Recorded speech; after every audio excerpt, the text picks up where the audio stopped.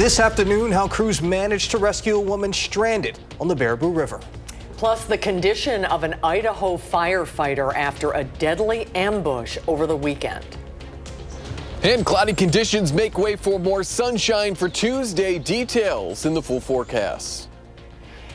You're watching News 3 Now, live at 4. Hello, everybody. Hope you had a good weekend. Brady is off on this Monday. Jalen Banks is filling in today. Thanks for your help. Yeah, absolutely. Of course, we'd love to have Brady here, but you know, it's an honor to always get it and sit here at the desk with you. I really appreciate your help. This is going to be fun. Are you loving this weather? Are you a heat and humidity kind of guy? Not too much heat and humidity, but today's been pretty nice out. Yeah, it is very nice. Let's get a look at the forecast. Meteorologist Blaze Keller is out on the weather patio, and the radar is clear for the first time in a long time. Yeah, most of that activity is staying well off into parts of the Eau Claire area. We may squeeze out a shower or a thunderstorm as we head further into the afternoon, but conditions aren't really great for more of that widespread rain threat like what we saw yesterday and even on Saturday there. So that is some good news, and the cloud cover is going to be decreasing as we go throughout the rest of the afternoon, meaning we're in store for more sunshine for Tuesday.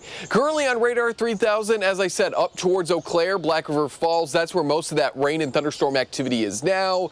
Maybe some very, very light rain. Emphasis on very and light across parts of Grant County. Again, we're going to see more of that shower and thunderstorm activity further to the north this afternoon. In the meantime, low to mid 80s for temperatures, not only in Dane County, but across southern Wisconsin. A little bit cooler starting from Mineral Point into Dubuque. We're in those upper 70s. Headed into the 60s tonight. We'll talk about Tuesday's forecast, and unfortunately the rain looks to return very quickly after a very pleasant Tuesday, so we'll track out those rain chances this week in the full forecast. All right, Blaze, thank you. Developing now, a bicyclist is dead after a crash in Janesville. City officials say someone on a bike was killed in a crash with a garbage truck this morning. The truck's driver stayed on the scene. This happened at the intersection of Milton Avenue and Memorial Drive. The State Patrol is asking everyone to avoid that area while their investigation continues. Now, this is a developing story, and we'll provide updates and more information as we learn more. You can follow along on the free Channel 3000 mobile app. A kayaker on the Baraboo River suddenly found themselves stranded Saturday, but help from the local area fire department helped make sure they got to safety. Our Kyle Pazorski shares the incredible video and advice to anyone looking to enjoy the river. Harrowing video shared by the Baraboo Fire and EMS District shows a kayaker stranded in the Baraboo River. This after their kayak flipped over Saturday afternoon. The woman was able to find safety hanging onto a log. Shortly thereafter, a rescue team from the fire department sprang into action with a first responder swimming down the river with help from a safety rope to reach her. They managed to get the woman to shore safely, and she was uninjured. Baraboo Fire's Assistant Chief Mark Willer says it's not often they're called to this area of the river, and shows how their annual training made the rescue go well. It's not common for us to have to actually do that technique. We have trained for it in the past, and I have full confidence in our members to be able to do that again. Willer continues that for those looking to recreate in the Baraboo River, or anywhere for that matter, to keep safety in mind. This would include wearing a life jacket, and if kayaking, to wear a helmet. In Baraboo, Kyle Pazorski, News 3 Now. Kyle, thank you. And another tip, if you would find yourself in a similar situation, is to lay on your back with your feet pointed downstream. That helps protect your vital organs from any possible rocks or boulders. An Idaho firefighter is fighting for his life, and 2 are dead after what police are describing as a total ambush. A suspect allegedly set a fire in order to shoot first responders as they arrived at the scene. Andres Gutierrez reports from Coeur d'Alene. They are reporting a brush fire going northeast. What may have initially seemed like a routine call about a wildfire in a northern Idaho mountain community quickly turned violent. Some law enforcement, right now, there's an active shooter zone. Everybody shot up here. Law enforcement, code 3 now up here. Officials say a gunman began shooting at responding firefighters, killing 2 and seriously wounding another Sunday afternoon just outside of Coeur d'Alene. Another Coeur d'Alene firefighter down.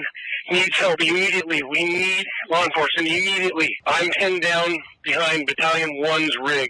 It's clear to me that this fire was set intentionally to draw us in. 2 law enforcement sources tell CBS News authorities have identified the suspect as 20-year-old Wes Rowley. Authorities believe he set the fire on Canfield Mountain, luring firefighters to the scene and then opening fire in a siege that lasted several hours. This was a total ambush. These firefighters did not have a chance. The Kootenai County Sheriff said a shelter-in-place order was lifted after a tactical response team found the suspect's body in the area. The FBI used cell phone data to track him. We believe, based on the information that we've been able to collect, that we believe that there was only one shooter. While firefighters continued efforts to put out the blaze Monday, senators on Capitol Hill held a moment of silence in the shooting's aftermath. Sunday, residents lined the streets as the 2 firefighters' bodies arrived in nearby Spokane, Washington. Andres Gutierrez, CBS News, Coeur d'Alene, Idaho. Right now, the Senate is voting on amendments to the president's One Big Beautiful Bill Act. It would extend tax cuts from his first term that are set to end later this year. But it makes sweeping cuts to Medicaid. The nonpartisan CBO says those cuts could act and take away insurance from 12 million people. He's pressuring his party to get it to his desk by the 4th of July. Wisconsin's Democratic U.S. Senator Tammy Baldwin says that 250,000 Wisconsinites could lose their coverage due to the proposed Medicaid cuts. We also know at least 3 hospitals in Wisconsin could shut down, all of them in rural areas like Manitowoc. The Senate's bill would also add to the U.S. debt. In total, it would increase the national deficit by nearly $3.3 trillion over the next decade. Late Saturday, the Senate advanced the bill, including Wisconsin's U.S. Senator Ron Johnson. He had previously said he would not support the bill because of how much it adds to the debt. But in a statement after changing course, Senator Johnson said he believes the bill will put America on a path of economic sustainability. Once it passes the Senate, the bill needs to pass the House before it can go to the president.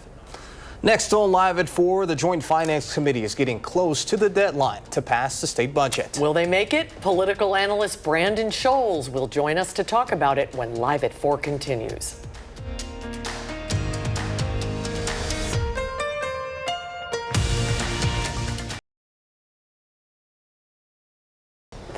Well, it looks like the legislature's Joint Committee on Finance will blow past the deadline to get the state budget signed. Over the weekend, lawmakers failed to get their long list of agenda items after pushing back their meeting meant to start Friday morning multiple times.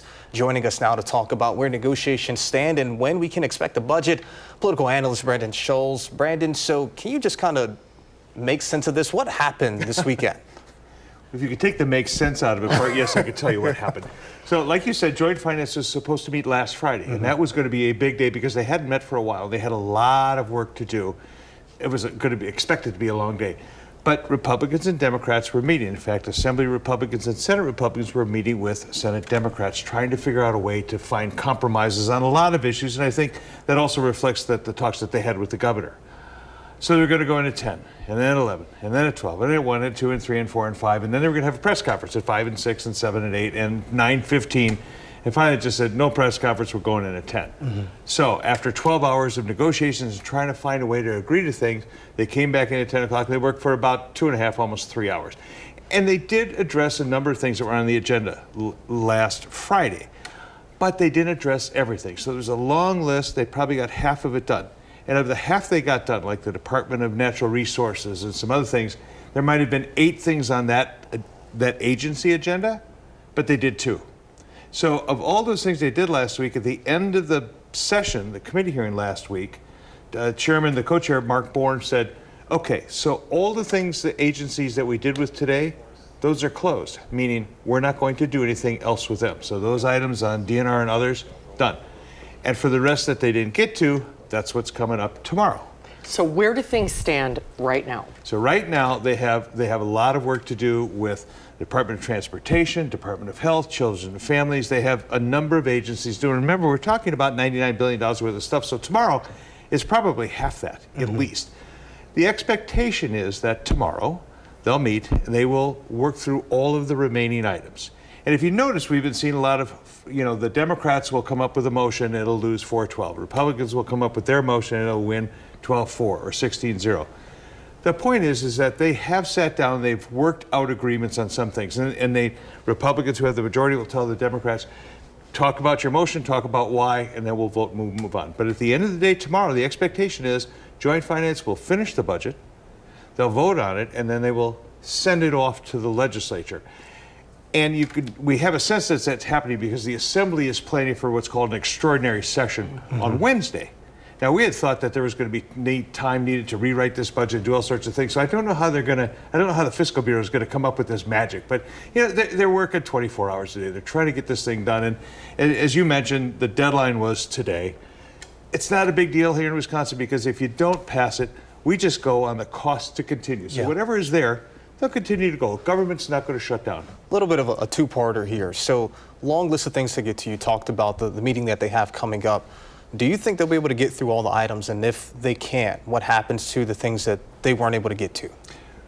To answer your question, they will get through what they want to get through. And if there's things that they don't get through, it's because they didn't want to. Gotcha. So if for some reason it all fell apart and they had to come back on Wednesday or stay 12 hours or whatever it takes to get done, they will get it done because the Assembly wants to meet on Wednesday. We think the Senate wants to meet on Thursday. It goes to the governor for signature.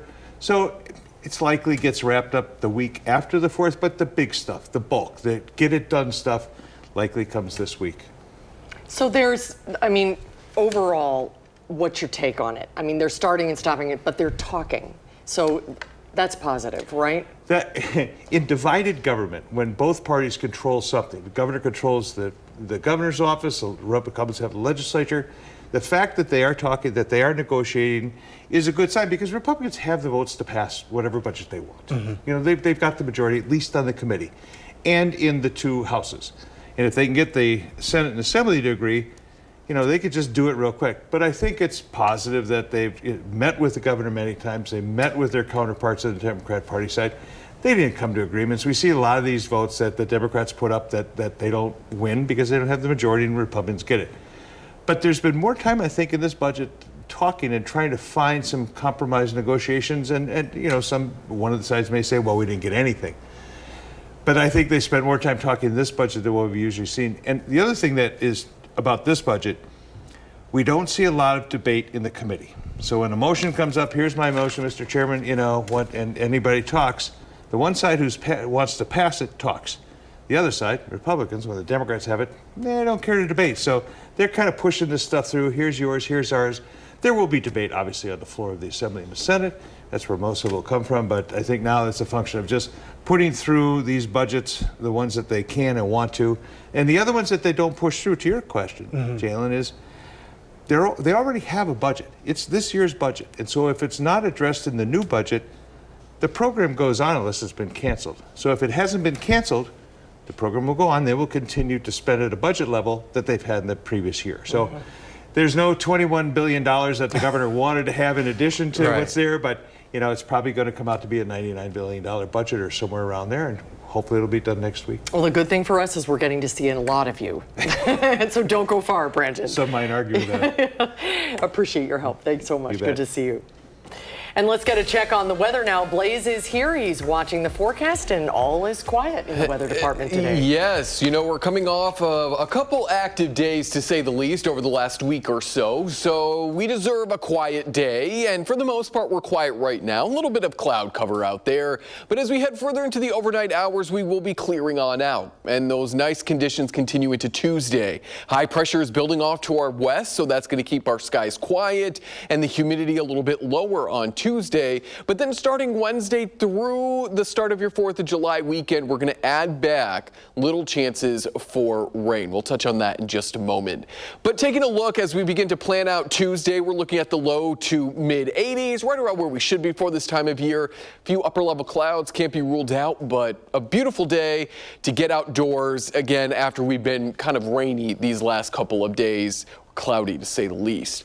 Then we add back an isolated to stray chance for rain on Wednesday. More widespread chance on Thursday.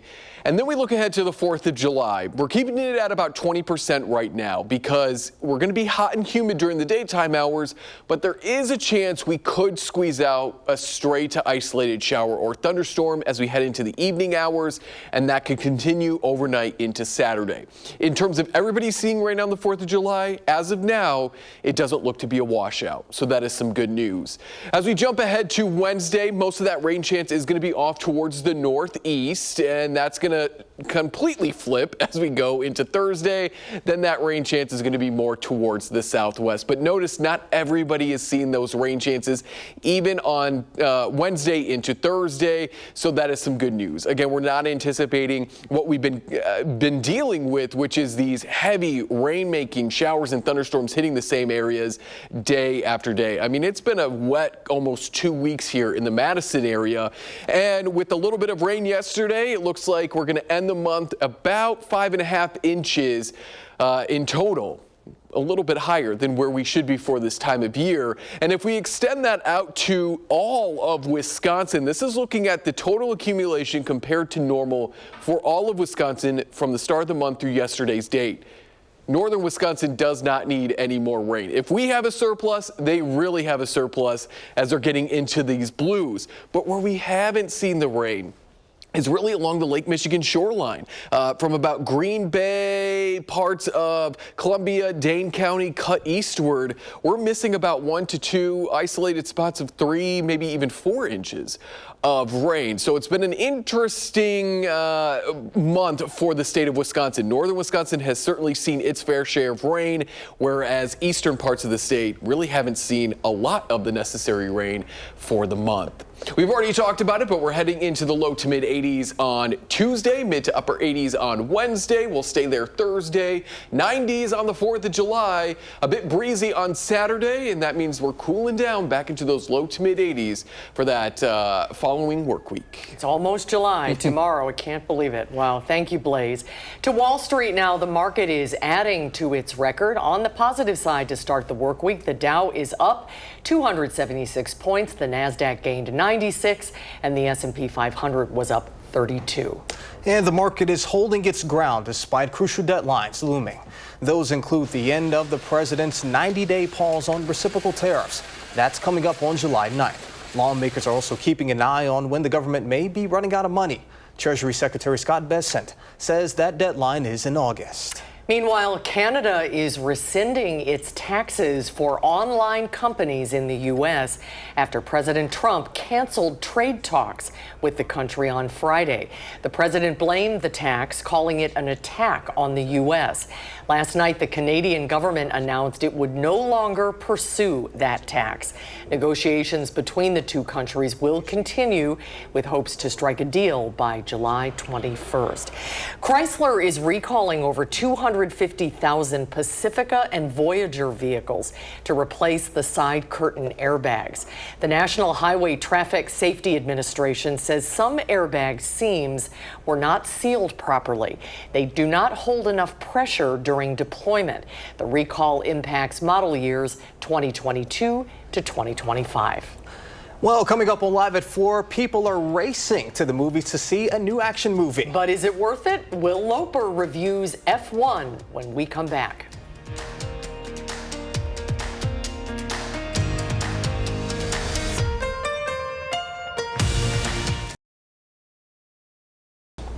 The new movie F1 put the pedal to the metal at the box office this weekend, and I have to say real quick, they got $30 out of me, so. Did you like it? I did. Okay, good. That's one endorsement. The racing movie starring Brad Pitt got the first place finish at the box office.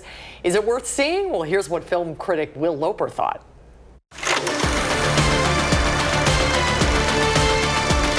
F1 the movie sped into first place at the box office this past weekend, making an impressive $55 million domestically and an even more impressive $88 million internationally. But is the film worth racing to theaters to see? My Rook is a phenomenal talent, but he's young. F1 comes from director Joseph Kosinski, same director as 2022's Top Gun Maverick. And much like that film, F1 follows a seasoned old hand who comes in to show the young rookies how it's done. When was the last time you won a race? Sunday, Daytona. Oh, I'm sorry. I meant Formula One. Oh, I'm sorry. Then same as you. Brad Pitt plays Sonny Hayes, a driver brought in to help a struggling Formula One team start winning. There's 20 other drivers still out on that track.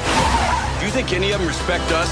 He and a younger driver played by Damson Idris must learn to work together as a team if they want to win.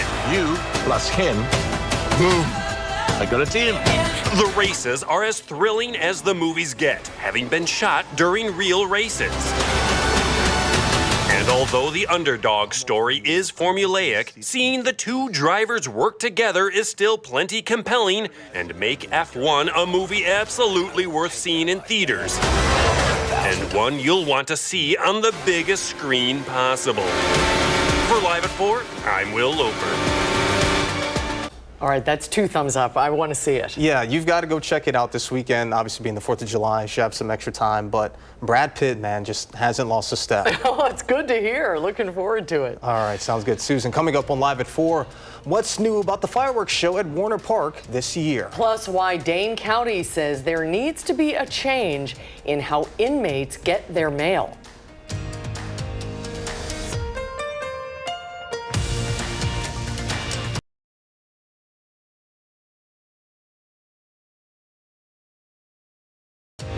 Watching News 3 Now, live at 4.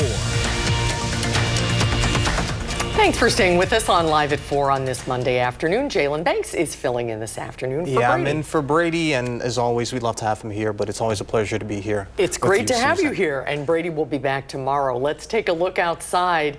This is one of my favorite views of Madison. Look at that. I'd love to just blow that up and hang it in my living room. That's the view of the skyline from Olin Park, and the weather words today: pleasant through Thursday. Of course, the 4th of July is on Friday. Blaze Keller is out on the weather patio. The 4th might get a little bumpy, but it looks great until then, right? Yes, we're looking at very pleasant conditions through the rest of today, overnight into especially Tuesday. Still eyeing the chance for a shower thunderstorm on future track here. You can see that at least through 9 o'clock we could eye a shower or two, but not everyone is going to see them. If we don't see a shower or thunderstorm, then we go into the overnight hours on the quiet side with clearing sky conditions. Right now we have to head up all the way to La Crosse as well as Black River Falls to find that shower and thunderstorm activity. This is that line that could bring us a stray shower or two later this afternoon. But in comparison to the humidity even yesterday, we're a little bit drier, so that's making it feel a little bit better outside, and we also have some northwesterly winds. That is what's going to keep us on the pleasant side this evening as well. We're going to head into the 60s tonight. Now, we touched on rain chances in the upcoming work week, but what about our temperatures and how are they going to play throughout the next couple of weeks? We're going to take a look at what our temperature forecast is in just a few minutes. All right, sounds good, Blaze. We'll see you then.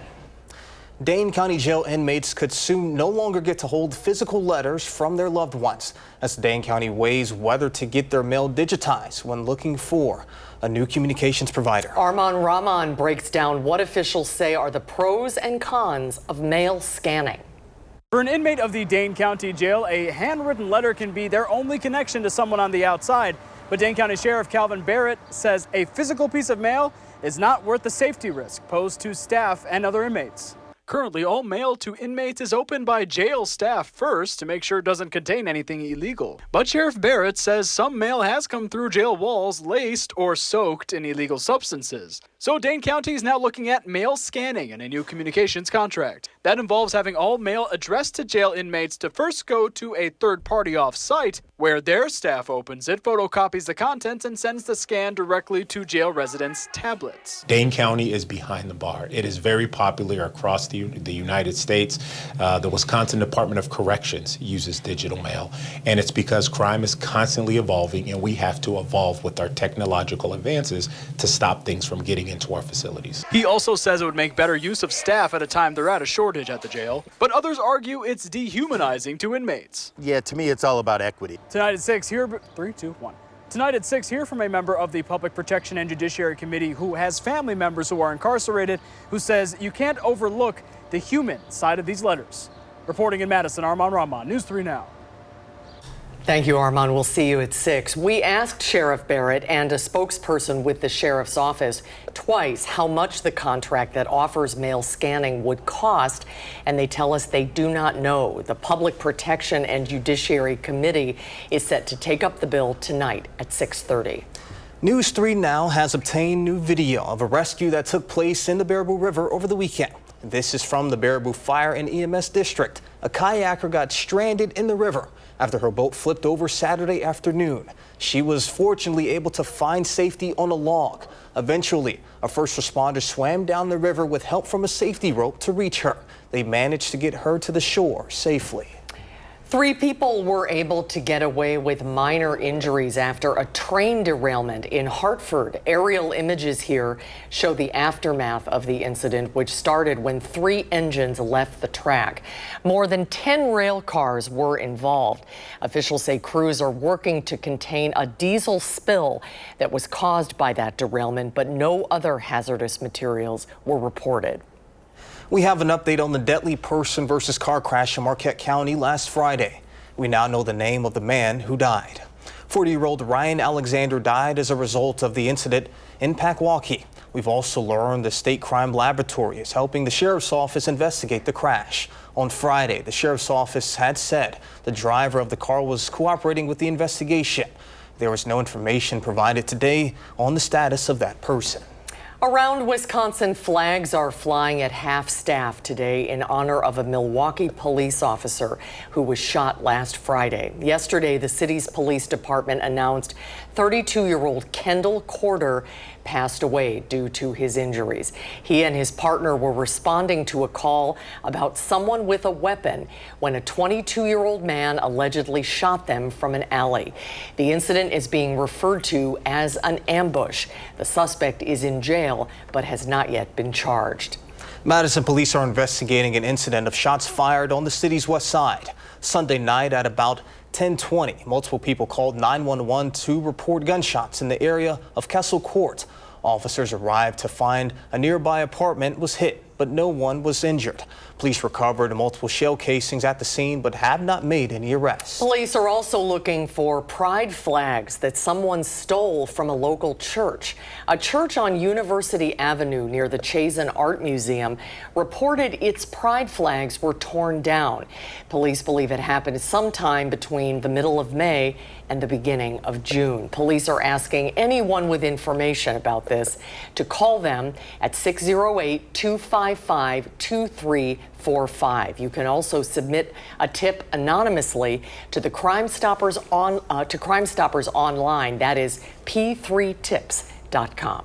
And in just a few days, you and your family can go to Warner Park to watch the 4th of July fireworks show. On July 3rd and 4th, the Duck Pond will play host to 2 fireworks shows after the Mallards and Nightmares games. Everyone will be able to come on the field, but this year you need to have a ticket. If you don't have any tickets, you can watch from the park. Then on July 5th, the Mallards are rebranding to the Madison Neverminds in honor of the Nirvana album produced here in Madison. You can buy tickets for all of these events online at thenorthwoodsleague.com. And we have links to all of that, by the way, on channel3000.com. It all sounds like a lot of fun. Absolutely. Coming up, it's your last day to vote in the Best of Madison competition. Madison Magazine's editor joins us when we return for Live at 4.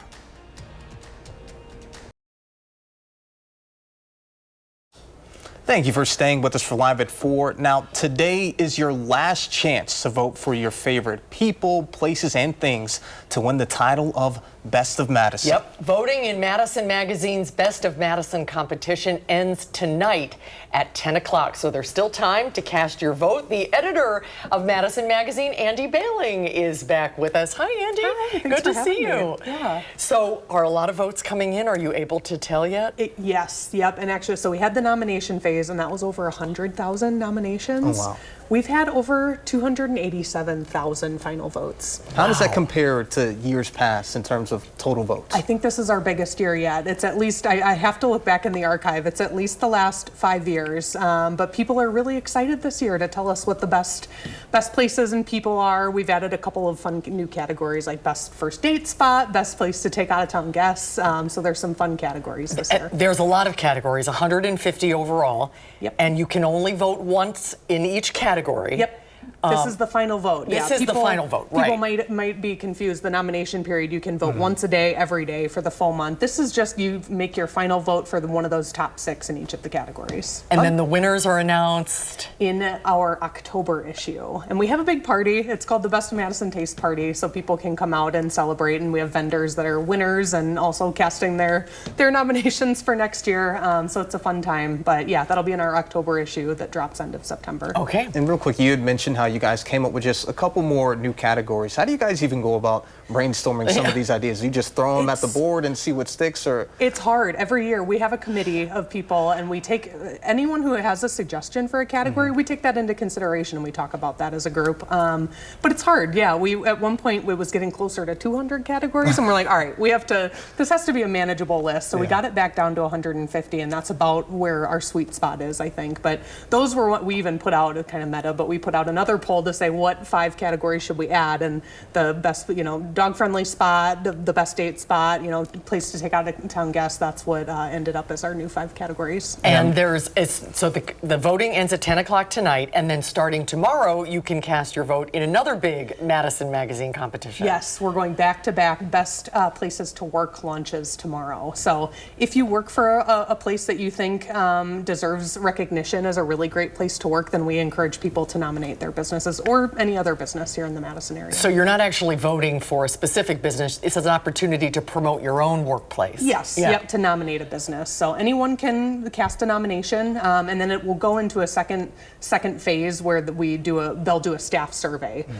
So it's a bit of a more involved process than Best of Madison, where it's just a voting process. But both of these are getting more popular and bigger every single year. And I'm glad to see it. Yeah. It's nice to see that people really want these kind of reader polls. That, I mean, this has been a staple for Madison Magazine since 1981 that we've been proctoring Best of Madison. So it's fun to see and to tell you as the people, you tell us what you think is the best, and we put together that list, and I'm glad that it's useful and people celebrate it. How are you holding up? Is it a ton of work? Are you ready to be across the finish line with this? I'm so proud of our team. It takes multiple people to pull this off, and but it's the support that we get keeps us going every year. And that people like this, it's meaningful, and we're going to keep doing it. It's almost as if it's a collaborative effort between, you guys, your editor room, and all of our viewers and people that live in the Madison Metro. Yeah, I hope that people see this as, the entire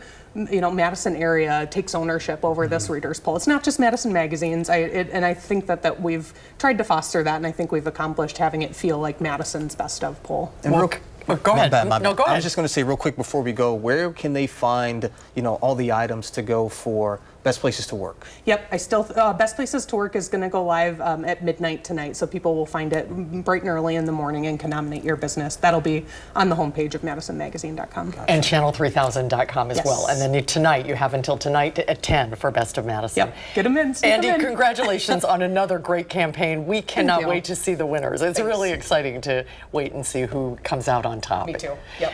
Thanks for coming today. Good to see you.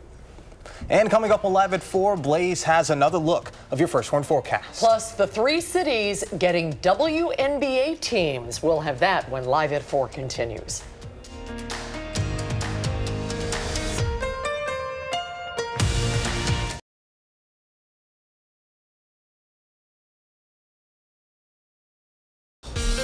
It's been an absolutely beautiful day across southern Wisconsin so far. With that, hopefully it can continue. Let's get a look at your first one forecast with meteorologist Blaze Keller. Blaze. You your Tuesday. Those nice conditions are going to continue. High pressure setting up to our west, and typically with high pressure systems, we get these very nice sunny days with low humidity, and that's what's going to happen on Tuesday, and that begins later tonight when we settle into those 60s. Tuesday, we're looking at the low to mid 80s, so right around where we should be for this time of year. A few upper level clouds can't be ruled out, but compared to today, expect more sunshine and that low humidity really to stick around. But it's short-lived. We're back into those mid to upper 80s. Wednesday, Thursday, we stay there into Friday, your 4th of July, and then Saturday is when we'll say goodbye to the warm temperatures and that humidity as we're set to cool back into more seasonable temperatures with going into that first full week of July. So how do our forecast highs compare to normal? Well, we're going to stay pretty seasonal except for Thursday, Friday, and then Saturday. That's when our temperatures climb more into those upper 80s to low 90s.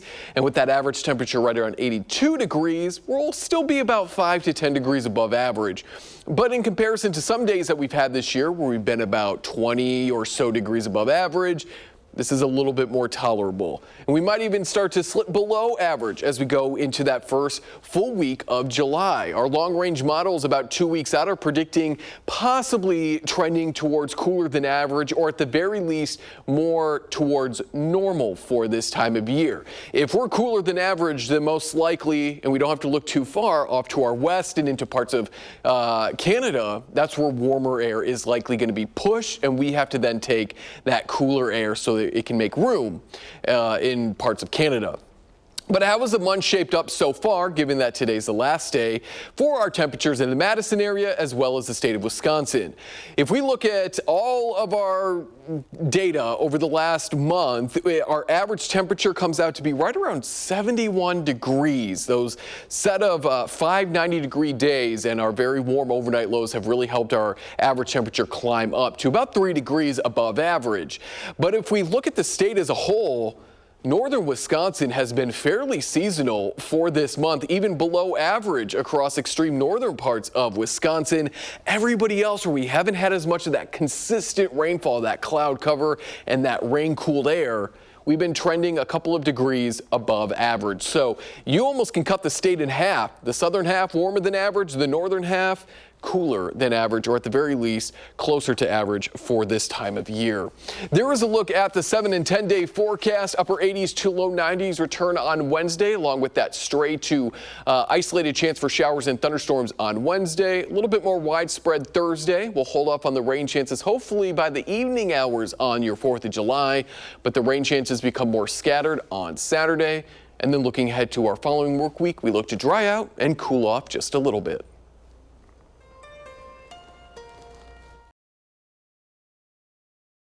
Well, this is some exciting news. Women's professional basketball is welcoming 3 new expansion teams. Well, they just added one this year as well, the Golden State Valkyries. So, I mean, this is a trend that we're seeing. And before the end of the decade, the WNBA will have new teams in Cleveland, Detroit, and Philadelphia. That will be a total of 18 franchises, an all-time high for the league, which recently set records in attendance, merchandise sales, and television ratings. Cleveland's new team is set to start in 2028 and respectively followed by Detroit and Philadelphia in 2029 and 2030. It's very exciting and well-deserved. Yeah, absolutely. Yeah. Nice afternoon out there. Yeah. It's still warm and humid, but it doesn't feel as oppressive. No, I think that's the kind of key takeaway. It's not feeling like you're walking out into a cloud. Even though we do have a little bit of clouds out there, they will clear out as we head overnight. We're headed right around where we should be for this time of year in the low 60s. Enjoy the pleasant day on Tuesday. The heat and humidity return Wednesday, and stick around through the 4th of July weekend. All right, thank you, Blaze. We'll be right back.